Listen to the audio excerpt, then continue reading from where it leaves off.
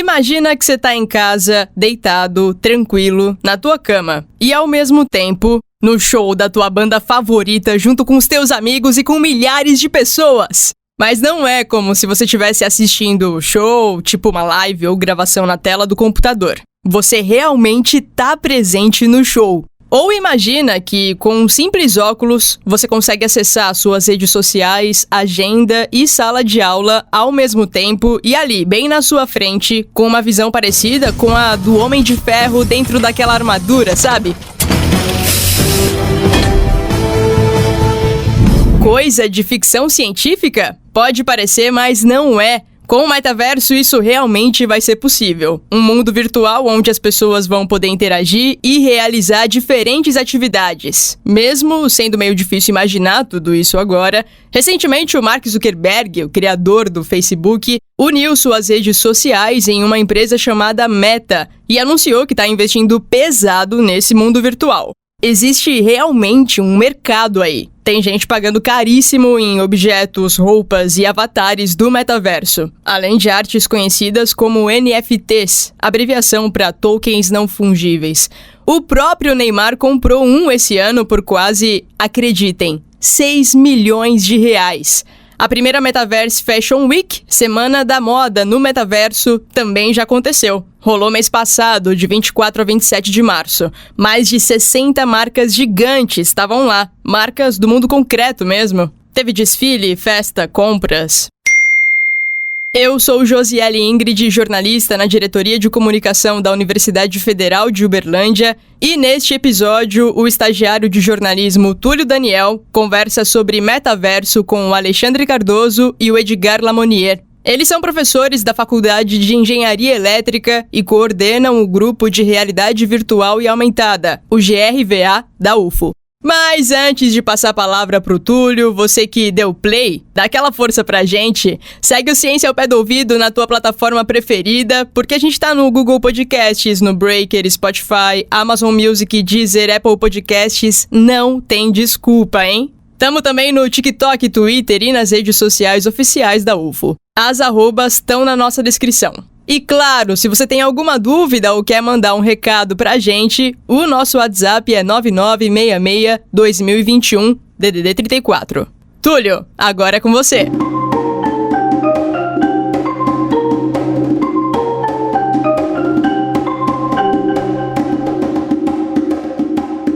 Obrigado, Josi. Sejam todos muito bem-vindos ao Pé do Ouviders e também seja bem-vindo ao nosso podcast Alexandre e Edgar. Bora falar sobre esse tema que está tão em alta neste ano. Bom dia, muito obrigado a você, Túlio, pelo convite, obrigado a vocês que estão nos acompanhando, e o tema realmente é muito oportuno. Bom dia, Túlio, bom dia aos nossos ouvintes, prazer estar aqui com vocês para falar um pouco sobre ciência.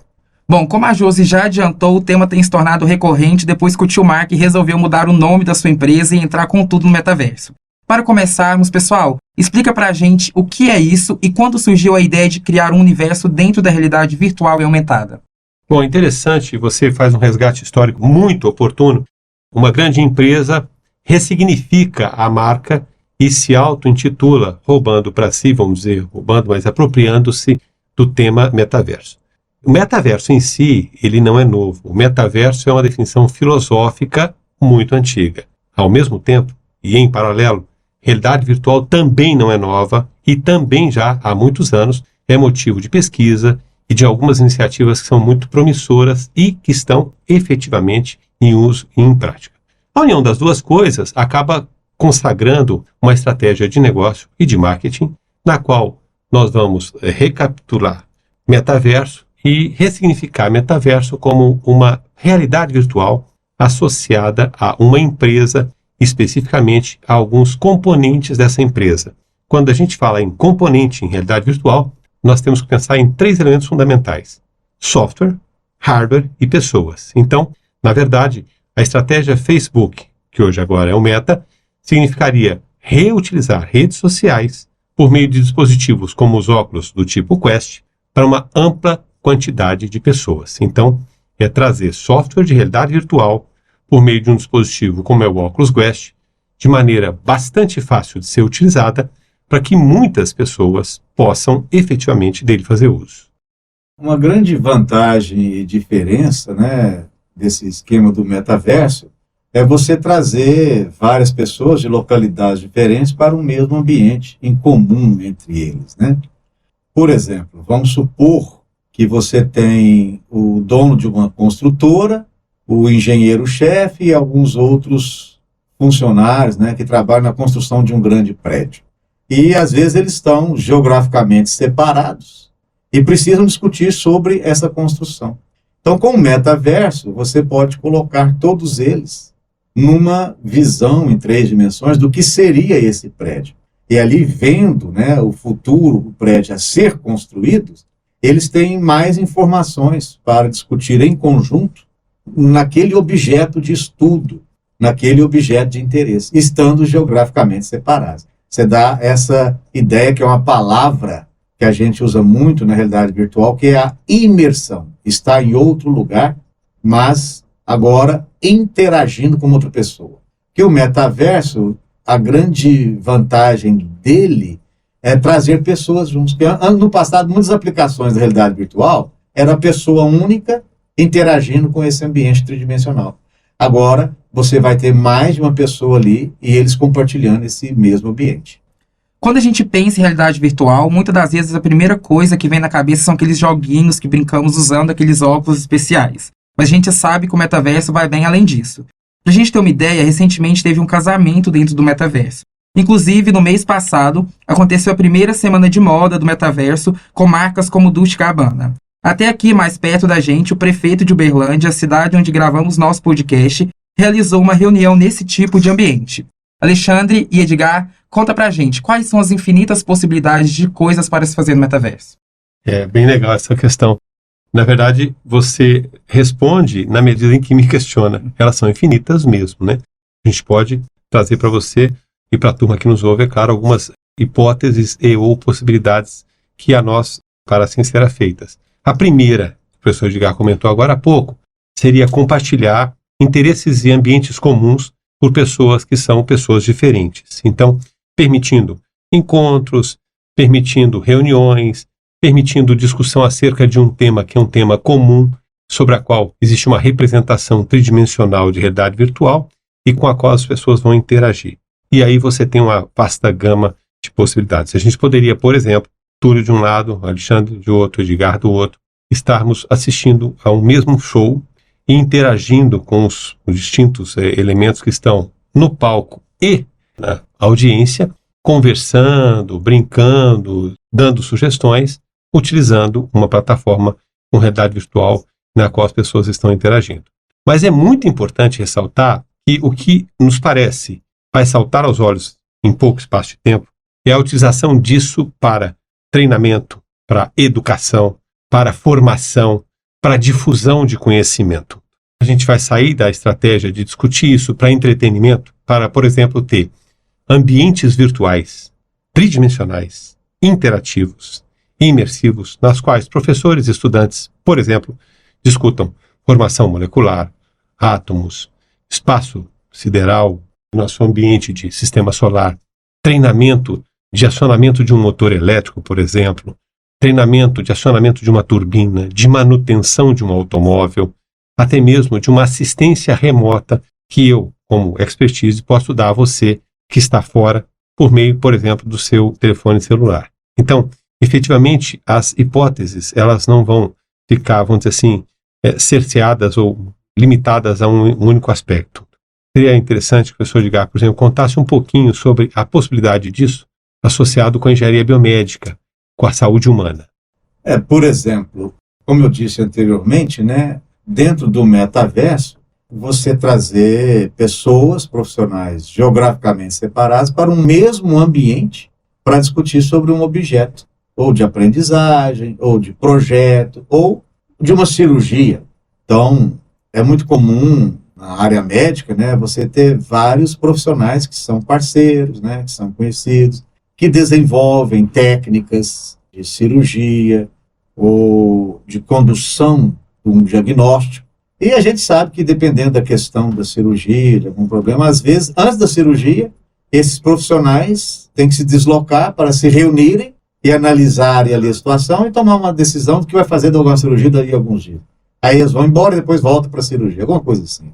Mas hoje você pode, com essa tecnologia de modelagem em 3 dimensões, realidade virtual e o metaverso, você pode, a partir de chapas, né, em 2 dimensões, que geralmente que a gente tem aí com raio-x, ressonância magnética, tomografia computadorizada, que são fatias, né, em 2 dimensões. Então a gente tem técnicas de realidade virtual que você, a partir daquelas fatias, você gera o órgão ou o objeto de cirurgia em 3 dimensões. E aí eu posso agora pegar 3 médicos distantes, um em cada cidade, ou até mesmo dentro do Uberlândia, mas em hospitais diferentes, e colocar os 3 ao redor desse órgão, ou desse problema ser a cirurgia, né? E aí eles podem discutir como que eles vão fazer o procedimento. Porque há algumas cirurgias que são altamente complicadas, né, complexas, às vezes, claro que a experiência conta muito, mas ali quando ele está executando é que ele vai determinando a melhor forma de conduzir. E se eu trago para ele a situação antes dele começar a cirurgia, ele já tem um conceito mental que já foi discutido com colegas, e isso com certeza contribui para o maior sucesso da cirurgia. Outro assunto que ficou em alta junto com o metaverso são os NFTs. Explica para os nossos ouvintes o que é essa tecnologia e por que os famosos têm comprado ela por preços tão altos. Na verdade, quando você traz essa questão, nós estamos falando em moeda digital, né? Nós estamos falando em monetizar, em dar valor para coisas que não são tangíveis, que são representadas por meio do ambiente virtual, mas que não tem necessariamente um artefato ou algo que é tangível, com a qual você pode, é claro, tocar, pode manipular. Então, essa lógica da monetização associada com o metaverso carrega a força da representação, o valor da representação, o valor da ideia, o valor de trazer para dentro de um ambiente virtual, sintetizado por computador e com a qual as pessoas interagem, a capacidade de pagar você, o elaborador daquilo, pagar você, o criador, por uma questão que é, vamos dizer assim, comovente, que é envolvente e que dá condições de imersão. É óbvio que isso só vai progredir na medida em que as pessoas tenham, vamos dizer assim, a capacidade de reconhecer de forma crítica a criatividade como um elemento diferencial para a geração de conteúdo e a criatividade como um elemento que, de certa sorte, será o grande peso dessa representação monetária. Se a gente observar as mídias e mesmo o que a gente já tem hoje com as distintas redes sociais, isso não é tão novo, né? Nós já temos monetização a partir da geração de conteúdos, de tal sorte que a gente tem os influencers, né? Essas pessoas que estão, vamos dizer assim, de certa sorte, com maior quantidade de seguidores e que tem um lastro maior em termos de reconhecimento público. Algo bastante similar é a estratégia que a gente está pensando aqui. E as grandes empresas já visualizaram, né, esse nicho econômico, financeiro. Os nossos ouvintes terem uma ideia, no ano passado, as grandes fabricantes de óculos de RV, que te dá essa sensação que a gente falou de imersão, né, te transporta para um outro lugar, teve um investimento em torno de 18 bilhões de dólares na construção de mais óculos e na evolução da tecnologia desses óculos. Então, a gente entende que, no futuro bem próximo, para não dizer agora, né, a gente vai cada vez mais perceber uma convergência de tecnologia e uma convergência de investimentos em cima desses potenciais aplicativos e infinitos, como foi falado aqui pelo Alexandre, que podem surgir em função dessa nova tecnologia. E a gente pode, então, comparar isso com alguns jogos que a gente joga hoje. Então, por exemplo, se eu quero uma roupa diferente do meu personagem, que o pessoal chama de skin. Então, se eu quero um objeto do metaverso, então eu vou ter a possibilidade de comprar ele. Por isso que algumas marcas e algumas empresas já estão fazendo essa movimentação. E Túlio, não para aí. Concordo plenamente com você que essa é uma estratégia que a compra da skin e a compra da marca, a compra da roupa associada com a marca, mas nós temos que avaliar que tudo isso vai estar associado num arcabouço dentro da sua casa, por exemplo, com uma impressora 3D. Então, eu poderia ter, de certa sorte, a possibilidade de comprar um modelo de uma bonequinha. Vamos chamar essa boneca, e tem várias bonecas famosas aí que as pessoas pagam caro por elas, né, professor Edgar? Pegar essa bonequinha na web, trazê-la, customizá-la, alterar a partir do meu desejo aquele modelo e imprimir esse modelo. Então você observa não só a possibilidade de capitalização e monetização a partir da ideia de alguém, a partir de uma proposta que esteja disponível, mas necessariamente a possibilidade de trazer isso e adaptá-la à minha demanda, à minha expectativa e fazer dela um objeto representado fisicamente por meio de uma impressora 3D, por exemplo. Com os nossos alunos, para ilustrar, né, essa questão de eu ter o meu, a gente chama de avatar, né, quem me representa lá no mundo virtual, eu escolhi a minha roupa, etc. Eu gosto muito de, quando estou comentando isso com os alunos, usar como exemplo aquele filme Matrix. Ele mostra exatamente o que pode ser feito no metaverso. Você tem aqueles seres humanos que estão em outro lugar, né, um lugar mais simples, só que ao invés do óculos, né, eles fazem aquela conexão, né, na nuca. Aquela conexão é o óculos que vai fazer. E você pode ver lá que no mundo virtual, no metaverso, eles podem fazer a escolha de diferentes armas, eles podem escolher, quiser, não mostra tanto no filme, mas pode escolher roupas diferentes. E o que é interessante, essas armas fazem efeito no mundo virtual que pode até afetar o real, né? Há umas cenas lá de luta que, quando um personagem assim, sofre um ataque, né, ele até reage isso no mundo real. Então, resumindo na sua pergunta, o metaverso vai proporcionar isso. Você ter o seu avatar nesse ambiente virtual e ali você escolhe a sua roupa, o seu figurino, se for um ambiente, né, um joguinho de guerra, porque hoje tem. Só que é tudo em 2D, cada um está na sua casa, mas está jogando num ambiente 2D. O que vamos fazer? É o que a realidade virtual faz, que eu sempre falo. Nós vamos te colocar lá. É a sensação de estar lá. E essa opção de roupa, ambiente, você pode trocar o ambiente também, né? Igual você faz no jogo, né? E trocando o ambiente, você vai trocar a arma, vai trocar a roupa, então vai ser totalmente possível. E com uma tecnologia tão avançada como a do metaverso, como que fica a questão de privacidade e segurança? Esse é um desafio interessante, até porque nós ainda temos, do ponto de vista de dispositivos legais, uma série de vácuos que não estão determinados e não estão definidos. A lei é um elemento dinâmico, né? Quem conhece fala que o direito é sempre muito dinâmico, então a sociedade vai ter que estudar princípios de ética e de moral capazes de disciplinarem um novo conjunto específico para legislar sobre os assuntos relacionados com os temas. Então, efetivamente, isso ainda está um bocado incipiente e a gente vai ter ao longo dos próximos anos uma evolução e a maturidade desse tema de tal sorte que a legislação acompanhe essa evolução tecnológica. E não é uma questão só da legislação, né? Além da legislação, você tem uma questão técnica, científica, a ser desenvolvida em paralelo. Porque quando você vai tratar de assuntos sigilosos, por exemplo, um plano de negócio entre duas empresas, no mundo real, você tem ali no papel escrito, né? E aí você tem ali os representantes que entram na sala real, a gente nem fala, né? Tranca a porta, desliga o microfone, Sim. Vai discutir um produto de mercado ali, né? Isso é possível, em forma de legislação, fazer no metaverso? Sim, mas tem a questão da tecnologia. O trancar a porta e desligar os microfones no metaverso não é uma questão tecnológica simples, né? Você tem questão de invasão, etc, né? Então eu vou ter que trancar a porta e fechar a sala com tecnologia, com firewalls, criptografia, é possível e vai, de novo, demandar bastante pesquisa nisso aí, porque invasões a gente sabe, cibernéticas, a gente sabe que pode acontecer. Então esse é um outro lado do metaverso que vai ter que ser tratado. Hoje o valor para ter um óculos de realidade virtual e aumentada está na faixa de R$ 2.500 ou mais, né? Com a alta desigualdade social, vocês acham que esse tipo de tecnologia causaria uma exclusão social ou com o tempo ela vai se popularizar igual ao uso de celulares atualmente? Alternativa B, eu acho que a gente vai ter uma possibilidade muito grande de popularização, até porque com a possibilidade de aumento de demanda e, portanto, um respectivo aumento de produção, a tendência de preço disso aí é cair.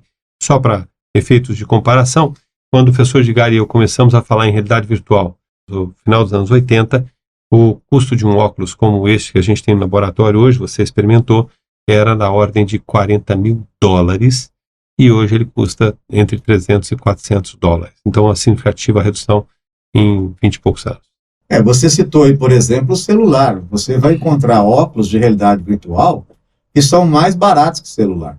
Em função desse barateamento da tecnologia, nós entendemos que vai estar sendo usado no dia a dia das pessoas. É um caminho natural que a gente tem percebido no passar dos anos, né? Ou seja, geralmente a tecnologia começa dentro de laboratórios de pesquisa, depois essa tecnologia é testada num grupo reduzido de pessoas.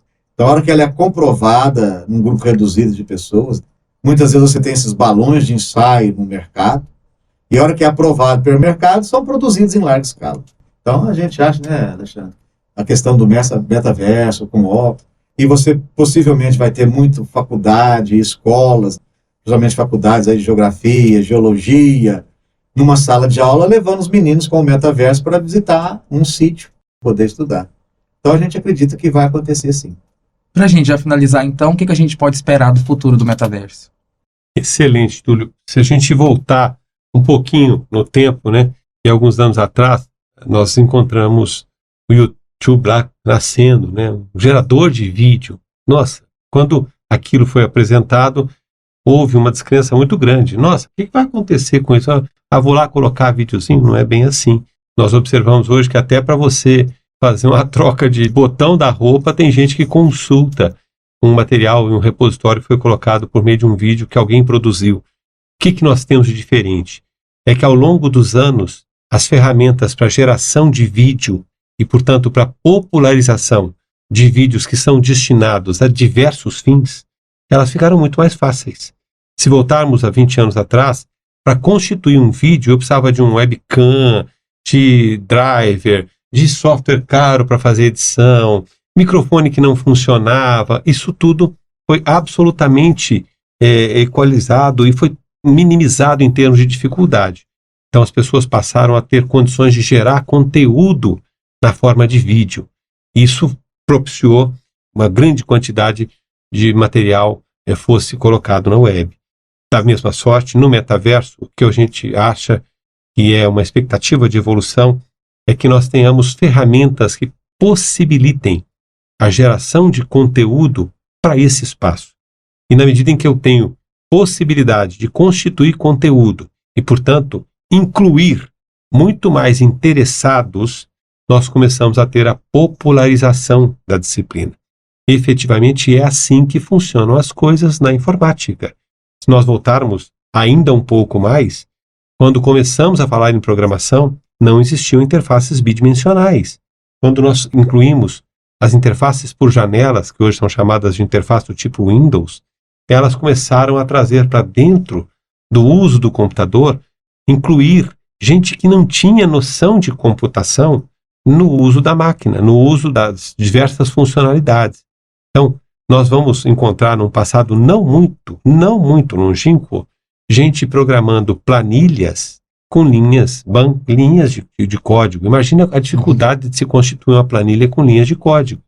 Na medida em que eu trago uma interface como o Windows, na medida em que eu trago uma interface capaz de gerar conteúdo do tipo vídeo, como tem o YouTube, por exemplo, e a gente esperar para um futuro muito próximo a possibilidade de geração de material 3D, interativo, imersivo nesse ambiente, nós temos a popularização. Então, a nossa expectativa é que a gente tenha, sim, primeiro, mais interessados, segundo, ferramentas que possibilitem a geração de material para esse tipo de equipamento, terceiro, redução de custo e quarto, como resultado, uma popularização desse conteúdo suportado por realidade virtual.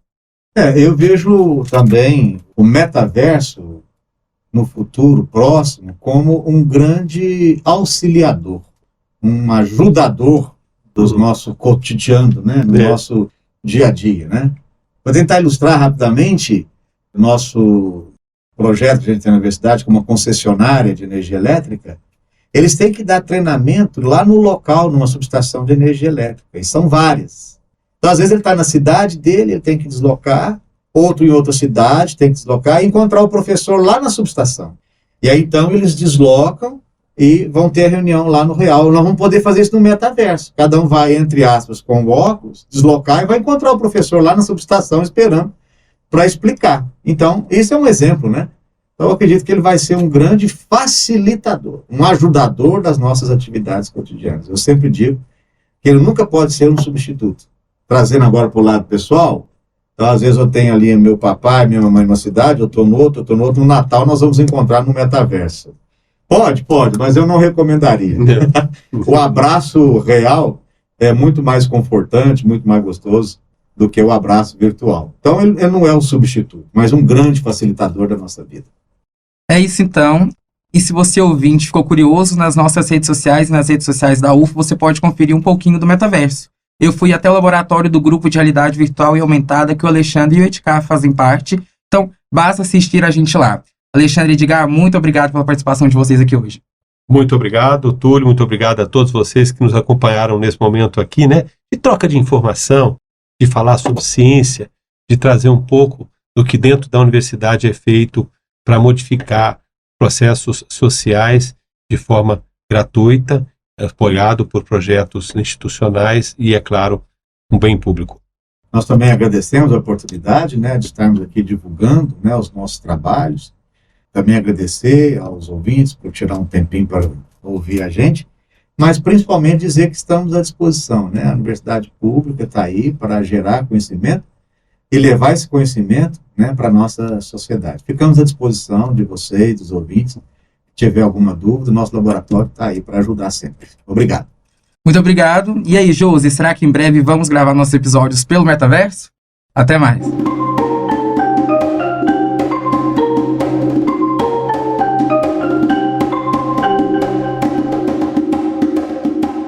Quem sabe, né, Túlio? Será que os Alpedo-ouviders curtiriam acompanhar um bate-papo desse jeito? Imagina! Fiquei curiosa agora para saber o que os nossos ouvintes acham disso, porque é interessantíssima a discussão, né? Muitas possibilidades se abrem, juntamente com elas muitos desafios, algo até natural quando a gente pensa em novas tecnologias sendo construídas, né? Alexandre Cardoso, Edgar Lamonier, obrigada pela participação de vocês.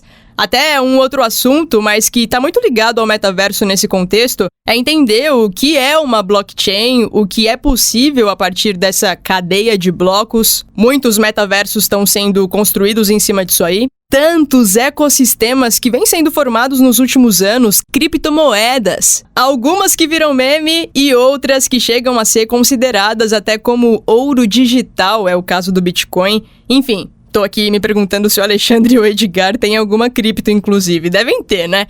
Mas, se você tem curiosidade por esse tipo de papo, conta pra gente nas nossas redes sociais. Quem sabe num dos próximos episódios aí a gente fale sobre o tema. Quem se interessou real pelo papo de hoje, corre lá no Insta da universidade e no TikTok do Ciência ao Pé do Ouvido, porque tem vídeo que o Túlio soltou por lá. E, claro, rolou alguma dúvida, você quer comentar algo ou até dar sugestão do que gostaria de ouvir por aqui, manda pra gente no nosso WhatsApp. Eu vou reforçar o número, só não esquece que o DDD é 34 9966 2021.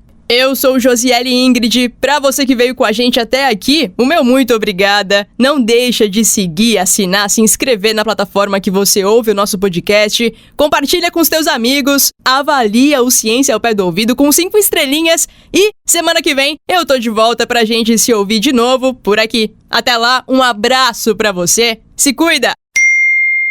O Ciência ao Pé do Ouvido é o podcast da Divisão de Divulgação Científica da DIRCO, a Diretoria de Comunicação Social da Universidade Federal de Uberlândia.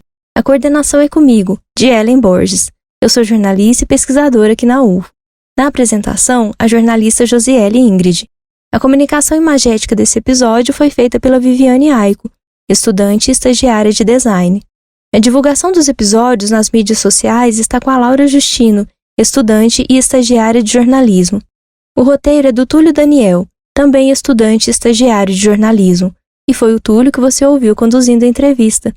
E agora a nossa equipe também conta com a jornalista Nayara Achaia, que já começa a participar dos roteiros e da divulgação nas mídias sociais. A principal transição sonora que você ouviu ao longo desse episódio é a composição do percussionista Eduardo Fraga Túlio, e foi gentilmente cedida ao programa pelo próprio Eduardo, que também é pesquisador e professor de música aqui na UFO. Captação de áudio, edição, montagem e finalização são do Márcio Gama. Na supervisão, Josi e eu. Até semana que vem.